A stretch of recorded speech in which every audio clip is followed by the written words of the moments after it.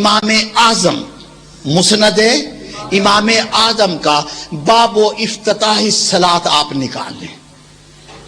رفع یدین کی حدیث کے راوی کون ہیں؟ حضرت وائل بن حجر. اب آپ مسند امام اعظم کا باب نکال لیں، باب و افتتاح الصلاۃ، اور صحابہ کے نام پر روٹیاں کھانے والوں، اس کے اردو ترجمے والی کی میں بات کر رہا ہوں. مسند امام اعظم کی اردو ترجمے، وہ کیوں میں کرتا ہوں؟ اردو ترجمے کی میں بات کیوں کرتا ہوں؟ اس لیے کہ میں نے دونوں کتابیں رکھی ہوئی ہیں. جب کسی کو دکھانی ہوتی ہے میں ترجمے والی دکھاتا ہوں. کیوں؟ پھر انہوں نے کہنا یہ جو ترجمہ انہوں نے کیا ہے یہ ترجمہ اپنی طرف سے ہے، ہم نے تو نہیں کیا. اس لیے میں نے اردو ترجمے والی مسند امام اعظم رکھی ہوئی ہے، اور بغیر ترجمے کے بھی ہے، یعنی خالص عربی بھی رکھی ہوئی ہے. اس کا باب و افتتاح صلاۃ اٹھا کے اللہ اللہ اللہ میرے اللہ، اس گاؤں کے کسی بزرگ کو توفیق دے. ابھی میرے پاس مسند امام اعظم اٹھا کے گئے اور لے سلفی صاحب یہ مجھے نکال کے دکھاؤ جو بات میں کہہ رہا ہوں. جب وہاں پر آئی نا بات وائل بن حجر کی، تو پتہ کیا لکھا ہے؟ اللہ اللہ، ذرا سینے پہ ہاتھ رکھ لے حضرات، ذرا سینے پہ ہاتھ رکھ لیں. وہاں پر کیا لکھا؟ ہوا آرابیون، ہوا آرابیون، وہ دیہاتی تھا، گنوار تھا. وہ دیہاتی تھا، گنوار تھا. لا یعرف الاسلام، وہ اسلام ہی نہیں جانتا تھا. لا یعرف اور صحابہ کے گستاخ، لا یعرف الاسلام، لم یصلی ماں نبی صلی اللہ علیہ وسلم الا صلاۃ واحدہ، کہنے کا ایک ہی نماز پڑھی. اللہ اللہ، جھوٹ. اور میرے اللہ، وائل بن حجر کو کہنا ہوا آرابی، یمن کے بادشاہوں کی اولاد میں ہے وائل بن حجر. اس کو کہتے دیہاتی تھا، گنوار، صحابہ کی گستاخی کرنے والوں، بلکہ شہزادے صحابہ کی گستاخی کرنے والوں، آؤ میرے سے بات کرو. اگر یہ لفظ مسند امام اعظم میں نہ ہو، مجھے آ کے آپ پکڑ لیں، وہ دیکھیں کہ لفظ دکھاؤ.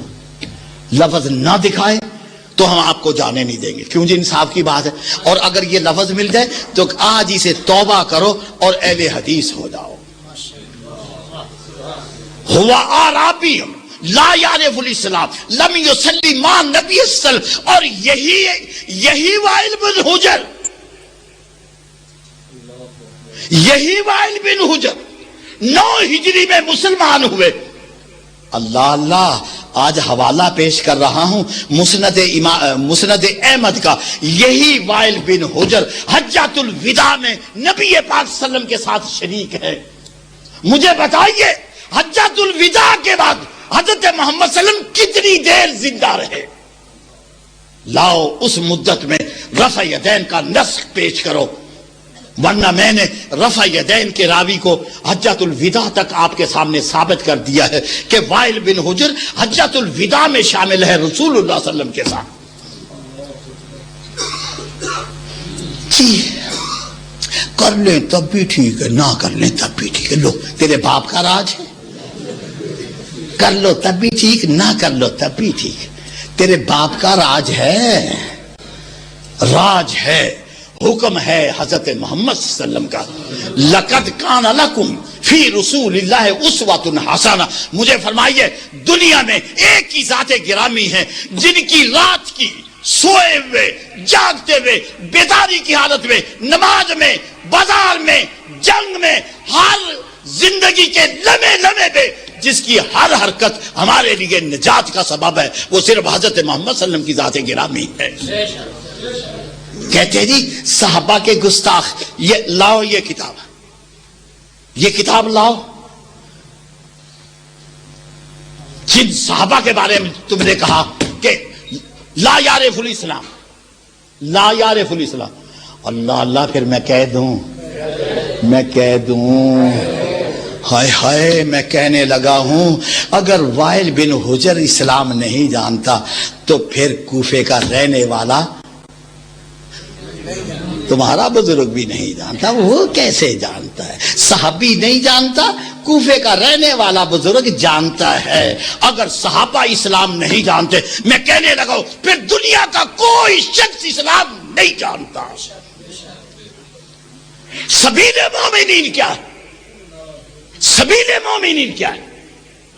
وَمَن يُشَاقِقِ الرَّسُولَ مِن بَعْدِ مَا تَبَيَّنَ لَهُ الْهُدَىٰ وَيَتَّبِعْ غَيْرَ سَبِيلِ الْمُؤْمِنِينَ. یہ کیا ہے؟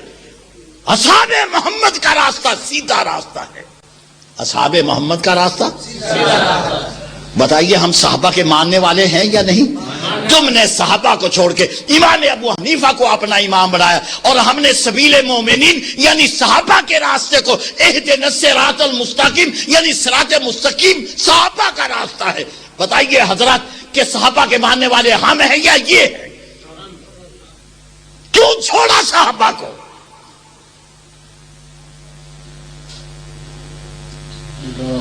اللہ اللہ، او میرے اللہ، اللہ اللہ. اٹھاؤ اصول شاشی، اٹھائیے نور الانوار. میرے بزرگوں، میرے بھائیوں، آج تھوڑا سا مجھے مرثیہ پڑھ لینے دیں. کس کا مرثیہ؟ کس کا نوحہ؟ کوفے والوں کا مرثیہ، کوفے والوں کا نوحہ. مجھے آج پڑھ لینے دیں، آپ کچھ نہ کہیں.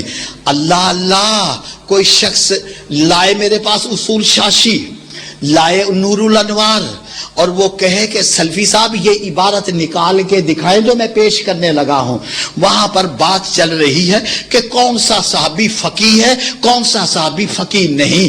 کہتے ہیں ابو ہریرہ بھی فقیہ نہیں ہے اور جناب انس بن مالک بھی فقیہ نہیں ہے. اللہ اللہ.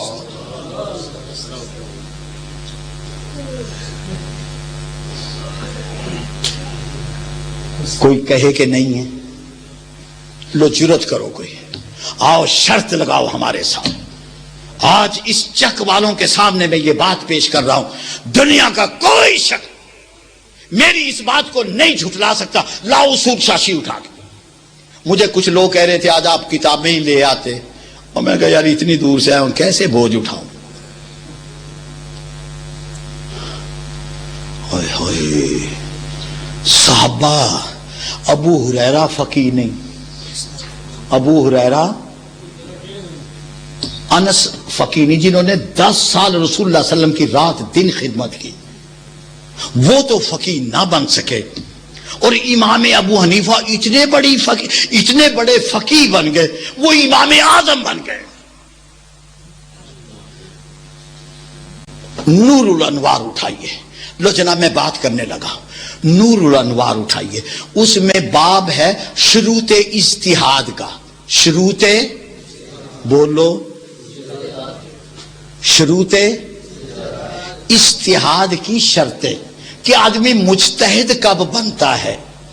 آدمی مجتہد کب بنتا ہے، اس میں آیتیں لکھی ہیں، کچھ حدیثیں لکھی ہیں. چونکہ میں بات ایک دوسری کرنا چاہتا ہوں، میں اس کو مختصر کرنا چاہتا ہوں.